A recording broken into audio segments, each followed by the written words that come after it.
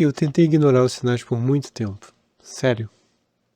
Continuei defendendo o Bolsonaro, relativizando tudo, dizendo para mim mesmo: talvez eu esteja exagerando, talvez seja paranoia, talvez exista uma estratégia que eu ainda não enxerguei.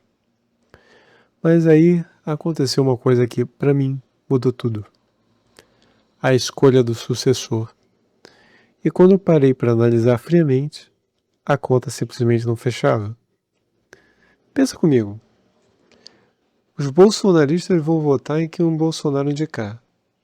Os petistas vão votar no Lula. E os chamados isentões, aquela galera que rejeita tanto Lula quanto o Bolsonaro, vão procurar justamente alguém que não seja o Lula e também não carregue o sobrenome Bolsonaro, certo?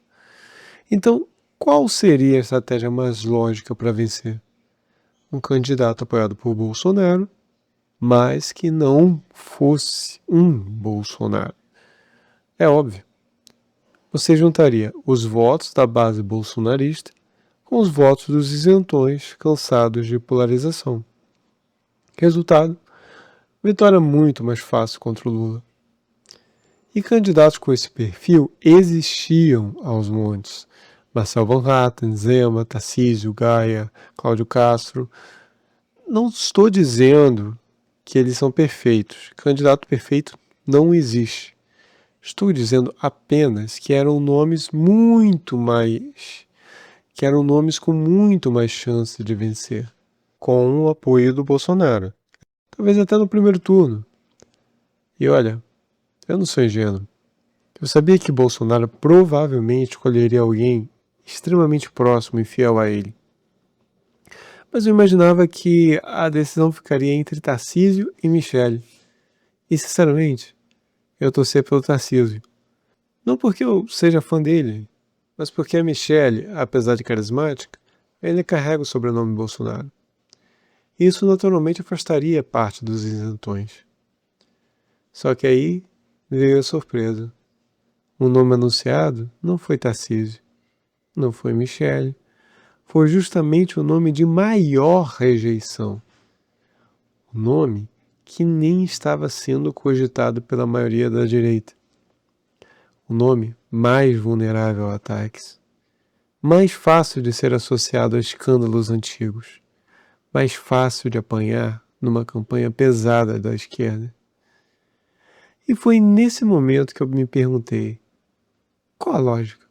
Sério, qual a lógica de escolher o candidato com menos chance de vencer, quando existiam vários nomes com mais chance?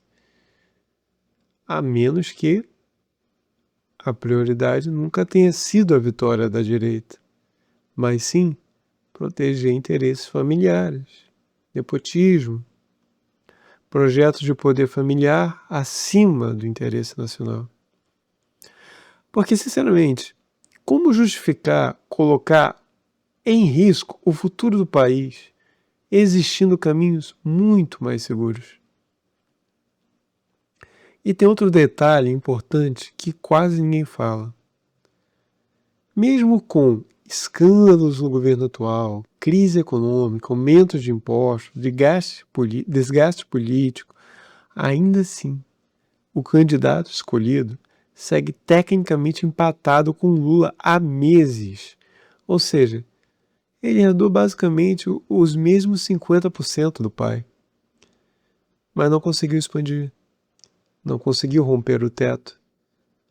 Agora, imagina durante uma campanha oficial, com a máquina pública funcionando, com a imprensa relembrando denúncias antigas todos os dias, com ataques aumentando cada vez mais perto da eleição.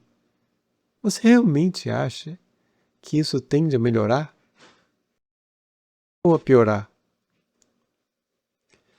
E aí entra um ponto ainda mais delicado. A ligação vazada pelo Intercept. Nela, Flávio já sabia da origem problemática e suja do dinheiro vindo de Vorcaro. E mesmo assim, continuou o corno. E agora eu te pergunto, Você acha mesmo que um banqueiro bilionário está preocupado com lucro de filme? Isso é troco para esse tipo de gente. O interesse nunca foi cinema. O interesse sempre foi influência política. Avós futuros, acesso, proteção, poder. E o mais importante, o próprio áudio mostra que o acordo podia ser desfeito. Quando ele diz, se não puder, dou o meu jeito aqui. Isso deixa claro que existia margem para cancelar, mas não cancelou, preferiu continuar. Por que você acha que Vorkalo patrocinou Temer e Lula? Então para e pensa comigo por um instante. Se Bolsonaro pai, quando teve a caneta na mão, não pôs a PF para combater os corruptos no parlamento, no judiciário, como o próprio Olavo insistia que ele deveria fazer, o que exatamente faz alguém acreditar que o Bolsonaro filho vai fazer diferente? Essa foi a pergunta que eu não consegui mais ignorar. E depois que eu encarei essa pergunta de frente, eu nunca mais consegui enxergar as coisas da mesma forma. Agora eu quero saber de você. Você acha que existe uma estratégia por trás disso tudo? Ou também sente que alguma coisa simplesmente não faz sentido? Comenta aqui embaixo.